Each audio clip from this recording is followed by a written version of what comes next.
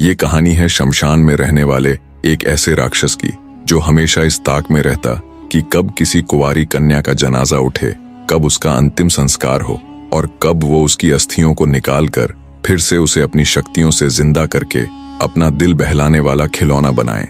वो राक्षस नहीं, मृत्यु का उपहास था, जिसने दशकों की साधना से सीख लिया था कि कैसे कुंवारी कन्याओं की अस्थियों को कामुक कठपुतलियों में बदला जाए। हर जलती चिता उसके लिए एक नया खिलौना थी। गुजरते वक्त के साथ वो दुष्ट राक्षस और भी ताकतवर होता गया। अब उसे केवल और केवल इंतजार रहता तो बस इस बात का कि कब आसपास किसी कुंवारी कन्या की मृत्यु हो और कब वो उसे पुनर्जीवित करके अपनी कठपुतली बनाए। शमशान में जब कभी किसी कुंवारी लड़की का मुर्दा शरीर दाह संस्कार के लिए लाया जाता तो उस भक्षक की आंखें चमक उठतीं। बीतते समय और उसकी साधना सिद्धियों ने उसे इतना बलशाली बना दिया कि अब उसकी मृत्यु लगभग नामुमकिन थी, क्योंकि उसके प्राण एक तोते में थे।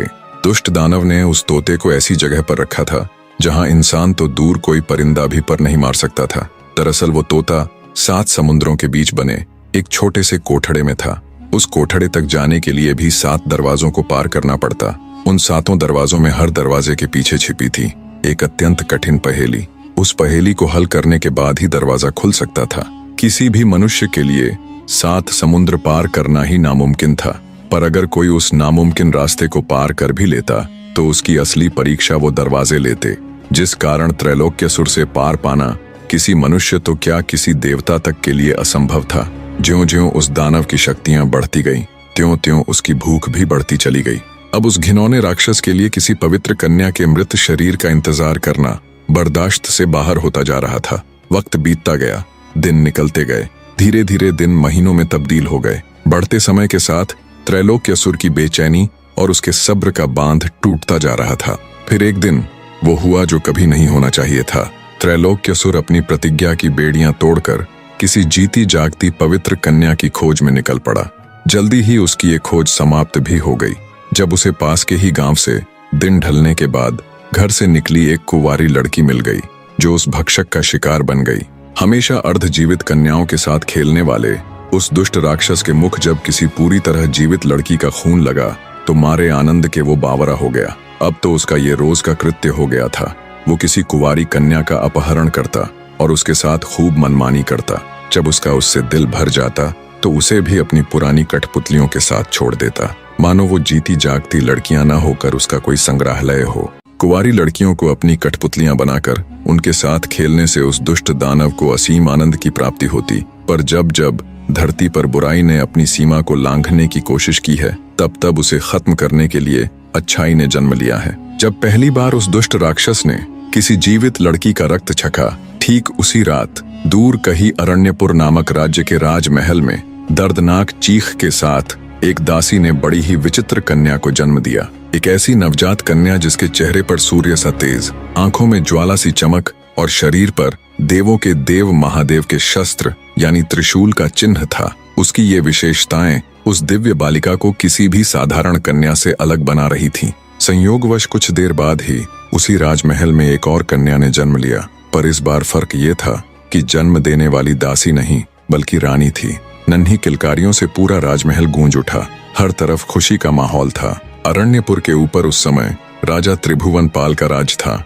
अपनी पहली संतान के रूप में एक पुत्री को पाकर राजा त्रिभुवन पाल अत्यंत हर्षित थे। राजा की लड़की जिसका नाम रुद्रलेखा रखा गया और दासी ने अपनी पुत्री को विभित्सना नाम दिया। धीरे धीरे समय अपनी गति के साथ बीतने लगा। दोनों लड़कियां बड़ी होने लगीं। हमेशा साथ रहने और हमउम्र होने के कारण राजपुत्री और दासपुत्री दोनों में गहरी मित्रता हो गई। राजा त्रिभुवन पाल लड़कियों को भी लड़के जैसा ही सम्मान देते थे, अतएव उन्होंने अपनी पुत्री की शिक्षा एक लड़के की ही तरह करवानी शुरू कर दी। राजकुमारी की घनिष्ठ होने के कारण विभित्सना की शिक्षा भी उसी के साथ होने लगी। सब कुछ ठीक चल रहा था, तभी एक दिन अचानक राजा की पत्नी मृत्यु को प्राप्त हो गई। पूरे राजमहल में शोक की लहर दौड़ गई। राजा त्रिभुवन पाल का बुरा हाल था। अब चूंकि राजकुमारी रुद्रलेखा भी 7 साल की हो चली थी तो उन्हें भी सब कुछ अच्छे से समझ आ रहा था। वो बेचारी भी माँ माँ पुकारते हुए रोए जा रही थी। विभित्सना ने किसी तरह राजकुमारी को समझाया। धीरे धीरे वक्त गुजरा तो दुख के बादल भी हटने लगे। राजा त्रिभुवन पाल ने फिर से अपनी इकलौती पुत्री को शिक्षा ग्रहण करने के लिए वापस गुरुजी के आश्रम भेज दिया। समय गुजरा, पर अब भी राजा हमेशा अपनी दिवंगत रानी के बारे में ही सोचता रहता। एक दिन मंत्रियों की सलाह से राजा एक वार्षिक सम्मेलन में गया, जहां दूर दराज के सभी राजा एकत्रित होते थे। उस समारोह में पास के ही राज्य से राजा त्रिलोचन सिंह भी अपनी पुत्री राजकुमारी त्रिलोचना के संग आया हुआ था। राजकुमारी त्रिलोचना ने जब उस समारोह में राजा त्रिभुवन पाल को देखा तो वो उस पर मोहित हो गई। वार्षिक उत्सव खत्म होने पर जब वे घर आए तो राजकुमारी ने अपने पिता से राजा त्रिभुवन पाल के बारे में पूछा और कहा कि वो उससे विवाह करना चाहती है। राजा को जब अपनी पुत्री की इच्छा का पता चला तो उसने तुरंत एक हरकारे को विवाह प्रस्ताव संदेश के साथ राजा त्रिभुवन पाल के यहाँ भेज दिया। पड़ोसी राज्य से यूं विवाह प्रस्ताव आया देख राजा त्रिभुवन पाल असमंजस में पड़ गया। रानी के दिवंगत हुए अभी बहुत समय नहीं हुआ था, जिस कारण उनका दूसरी शादी करने का कोई विचार नहीं था। फिर भी उन्होंने जब इस बारे में अपने मंत्रियों से सलाह मशवरा किया तो उन्होंने कहा, महाराज, आपको इस विवाह प्रस्ताव को स्वीकार कर लेना चाहिए, अन्यथा राजा त्रिलोचन सिंह नाराज होकर कहीं हम पर आक्रमण न कर दे। उनके पास हमसे कहीं अधिक सेना और शस्त्र बल है। राजा त्रिलोचन सिंह के साथ जुड़ने से हमें राजनीतिक फायदे के साथ साथ भरपूर ताकत भी मिलेगी। और महाराज, कब तक आप महारानी जी के ही शोक में डूबे रहेंगे? नई रानी आने से आपका ध्यान भी बदली हो जाएगा। मंत्रियों की सलाह और अच्छे से सोचने विचारने के बाद अंततः राजा त्रिभुवन पाल ने उस विवाह प्रस्ताव को स्वीकार कर लिया। जल्द ही राजा त्रिभुवन पाल की शादी राजकुमारी त्रिलोचना के साथ हो गई। कुछ समय पश्चात ही रानी त्रिलोचना ने गर्भ धारण कर लिया और तय समय पर राजा को रानी त्रिलोचना से एक पुत्र की प्राप्ति हुई। उधर राजकुमारी रुद्रलेखा और विभित्सना भी अपने जीवन के 10वें वर्ष में प्रवेश कर चुकी थी। आश्रम में उन दोनों की शिक्षा पूरे जोरों शोरों के साथ चल रही थी।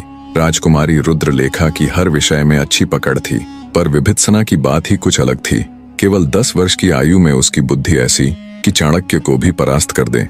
हर श्लोक, हर वेद उसे कंठस्थ था। जितनी योग्य वो शास्त्र विद्या यानी ज्ञान, तर्क, भाषा, नीति, धर्म, गणित, विज्ञान, इतिहास, कला आदि में थी, उससे कई गुना अधिक वो शस्त्र विद्या यानी तलवारबाजी, धनुर्विद्या, गदा युद्ध, भाला युद्ध, मलखंभ और आत्मरक्षा में थी। जब वो तलवार चलाती तो प्रतीत होता जैसे आग में नहाई बिजली हो।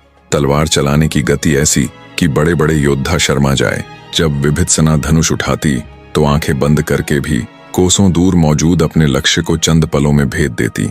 जब वो गदा चलाती तो बड़े से बड़े पत्थर को एक ही वार से कई टुकड़ों में बिखेर देती। शस्त्र और शास्त्र दोनों में उसका कौशल देख उन्हें शिक्षा देने वाले आचार्य काश्यपंत हैरान रह जाते। उन्होंने अपने जीवन में पता नहीं कितने ही राजा महाराजाओं के बच्चों को शस्त्र और शास्त्र विद्या दी थी। एक से एक महारथी योद्धा उनके गुरुकुल से निकले थे, पर उन्होंने अब तक अपने संपूर्ण जीवन में विभित्सना जैसा कोई नहीं देखा था। अब तक के उनके शिष्यों में कोई भी ऐसा नहीं था जो उस 10 वर्षीय बालिका के सामने किसी भी क्षेत्र में पल भर के लिए भी टिक पाता। उसकी इन अद्भुत कलाओं को देख आचार्य काश्यपंत हमेशा उससे एक ही बात कहते, बेटी, तुम्हारा जन्म किसी बहुत बड़े कार्य के लिए हुआ है। तुम्हारे जैसी वीरांगना सदियों बाद जन्म लेती है। समय बीतता गया, जैसे चंदन को और अधिक रगड़ने के बाद उसकी खुशबू और अधिक तीव्र होती जाती है, वैसे ही विभित्सना भी हर विद्या में और अधिक निखरती चली गई। उधर राजा त्रिभुवन पाल का लड़का भी समय के साथ बड़ा होता चला गया। समय का चक्र घूमता रहा। लगभग 10 साल और बीत जाने के बाद राजकुमारी रुद्रलेखा और विभित्सना अपनी विद्या अध्ययन संपूर्ण कर आचार्य काश्यपंत से विदा ले वापस राजमहल को लौट आई। दोनों लड़कियां अब संपूर्ण जवान हो चली थीं। इधर राजा त्रिभुवन पाल के द्वितीय विवाह से उत्पन्न हुआ राजकुमार रुद्रसेन भी 15 वर्ष का हो चुका था, किंतु वह सर्व विद्याओं में असमर्थ होने के साथ साथ कायर भी था। ऐसा अयोग्य पुत्र पाकर राजा त्रिभुवन पाल हमेशा दुखी रहने लगे और जल्दी ही उन्हें अनेकों छोटी बड़ी बीमारियों ने घेर लिया। अपने अंतिम समय को नजदीक देख राजा ने अपने दोनों बच्चों राजकुमारी रुद्रलेखा और राजकुमार रुद्रसेन में से उनके गुणों के आधार पर राजकुमारी रुद्रलेखा को अपना उत्तराधिकारी चुना। राजकुमारी को चुनने के कुछ समय बाद ही राजा ने अंतिम सांस ली। राजा की मृत्यु उपरांत पूरे राजमहल में घोर सन्नाटा पसर गया। पिता की मृत्यु से आहत राजकुमारी रुद्रलेखा का बुरा हाल था। दूसरी तरफ महारानी त्रिलोचना का भी वही हाल था, पर उसके दुख का कारण राजा की मृत्यु नहीं बल्कि उसके पुत्र को उत्तराधिकारी न चुनना था। उसके मन में दिनों दिन राजकुमारी रुद्रलेखा के प्रति द्वेष भावना बढ़ती गई। गद्दी पर बैठते ही राजकुमारी रुद्रलेखा ने अपनी प्रिय सखी विभित्सना को राज्य का महासेनापति नियुक्त कर दिया। राजकुमारी का प्रत्येक निर्णय, यहाँ तक कि छोटे से छोटा कार्य भी विभित्सना की समझदारी भरी सलाह के बिना मुकम्मल नहीं होता था। विभित्सना भी सदैव उनकी छाया बनकर उनके साथ रहती। सब कुछ ठीक चल रहा था और समय का चक्र भी अपनी गति के साथ घूम रहा था। राजकुमार रुद्रसेन अब पूर्ण युवावस्था को प्राप्त हो चुका था। उसका हृदय भी अपनी माता के समान ही इस कटु सत्य को स्वीकार नहीं कर पा रहा था कि उसके पिता ने उसे उपेक्षित क्यों किया। हर रोज वो राजकुमारी रुद्रलेखा को सिंहासन से हटाने की कोई नई युक्ति सोचता रहता।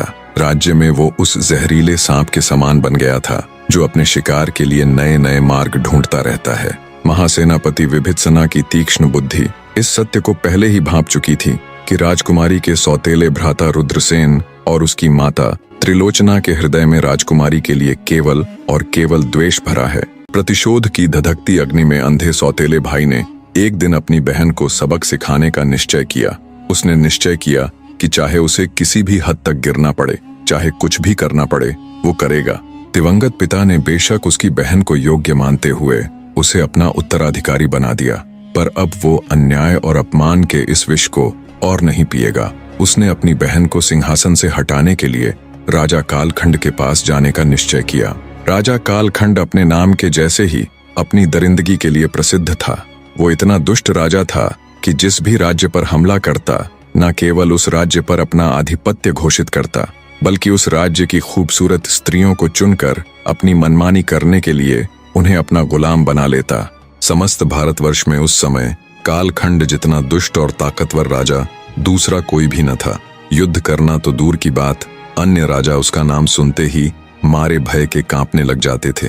राजकुमार रुद्रसेन अपनी सौतेली बहन रुद्रलेखा को सबक सिखाने के लिए सीधा राजा कालखंड के राज्य में पहुंच जाता है और द्वार पर मौजूद प्रहरियों से कहता है कि वो अरण्यपुर राज्य से आया राजकुमार है जो राजा महाराज के लिए एक खास प्रस्ताव लाया है। प्रहरियों ने जब अपने राजा को इस बारे में सूचित किया तो उन्होंने तुरंत राजकुमार को उसके सामने पेश करने का हुक्म दिया। प्रहरियों के कहने पर राजकुमार रुद्रसेन राजा कालखंड की राजसभा में जाता है और उन्हें हाथ जोड़कर प्रणाम करता है। राजा कालखंड बोले, कहो राजकुमार, क्या प्रस्ताव लाए हो? तब राजकुमार रुद्रसेन कहता है, महाराज, मैं अरण्यपुर का राजकुमार हूँ।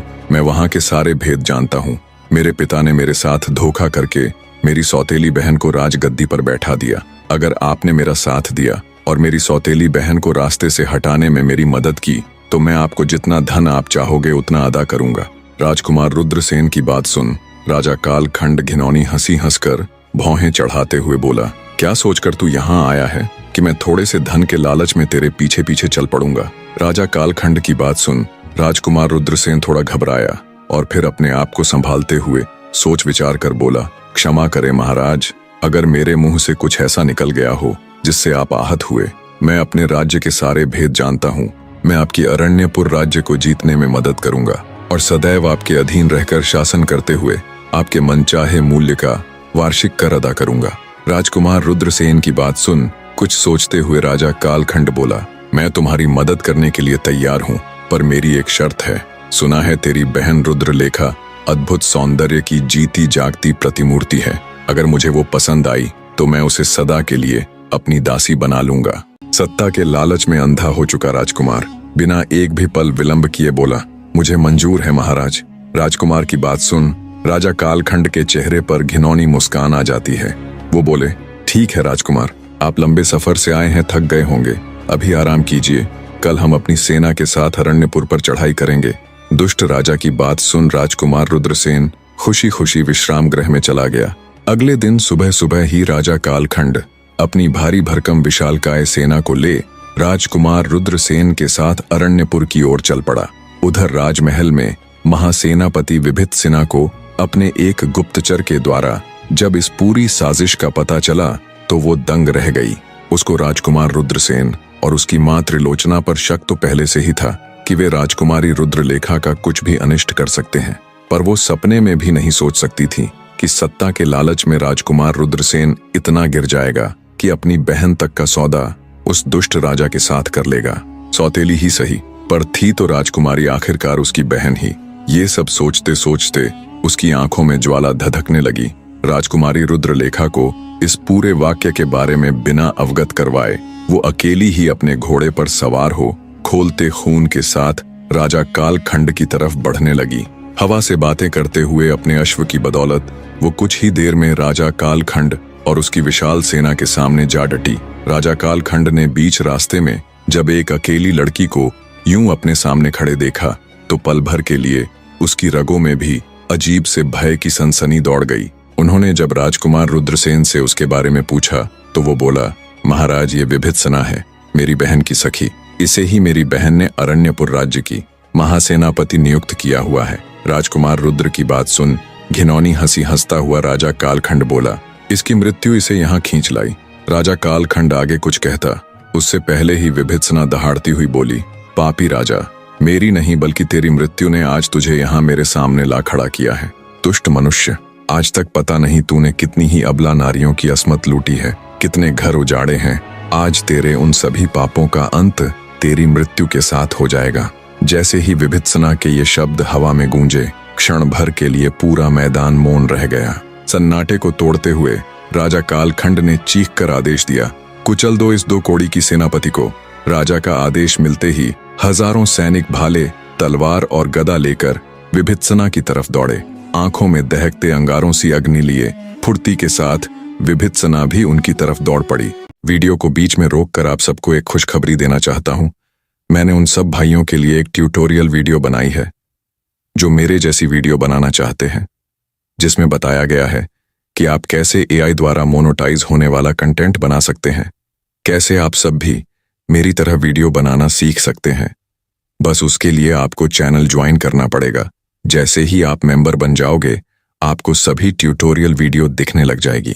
उस घिनौने राजा और उसकी भारी भरकम विशालकाय सेना से विभित्सना अकेली ही भिड़ गई। उसका हर वार कड़कती बिजली, हर चाल वज्र का प्रहार और हर हुंकार रणचंडी का जय घोष प्रतीत हो रहा था। कुछ ही क्षणों में विभित्सना ने राजा कालखंड की सेना की धज्जियां उड़ाकर रख दी। उसके वार इतने तेज थे कि तलवारें टूट जाती, ढालें फट जाती। मैदान में हर तरफ रक्त और सिपाहियों की लाशों का अंबार लगने लगा। अपने सामने साक्षात मृत्यु देख राजा कालखंड के बचे खुचे सिपाही मारे भय के भाग खड़े हुए। अनगिनत लाशों के बीच राजा कालखंड ठगा सा निःशब्द खड़ा था। उसे यकीन ही नहीं हो रहा था कि कुछ पल पहले तक अभेद्य दीवार जैसी खड़ी उसकी विशाल सेना यूं एक अकेली स्त्री के हाथों पल भर में ढेर हो जाएगी। भय की लहर उसके पूरे शरीर में करंट बन दौड़ रही थी। जब वज्र सी चाल में विभित्सना उसके पास आई तो उसे इतने समीप देखकर राजा कालखंड का कलेजा कांप उठा। वह दुर्गा सी रणचंडी जब उसकी आंखों के सामने खड़ी हुई तो उसका गला सूख गया। ऊपर का सांस ऊपर, नीचे का नीचे ही अटका रह गया। कुछ क्षण पहले जो दुष्ट राजा अकेली विभित्सना को देख उसका उपहास उड़ा रहा था, अब खून के छींटों से सने उसके चेहरे और दहकते अंगारों सी उसकी आंखों में राजा कालखंड को अपनी मौत नजर आ रही थी। उसकी इतनी भी हिम्मत नहीं हो रही थी कि वो तलवार उठाकर उसके साथ युद्ध करे। सूखे हुए गले के साथ मौत के भय से राजा कालखंड हाथ जोड़कर घुटनों पर बैठ गया। विभित्सना ने बिना किसी दया भावना के, बिना एक भी शब्द बोले उस दुष्ट राजा की गर्दन धड़ से अलग कर दी।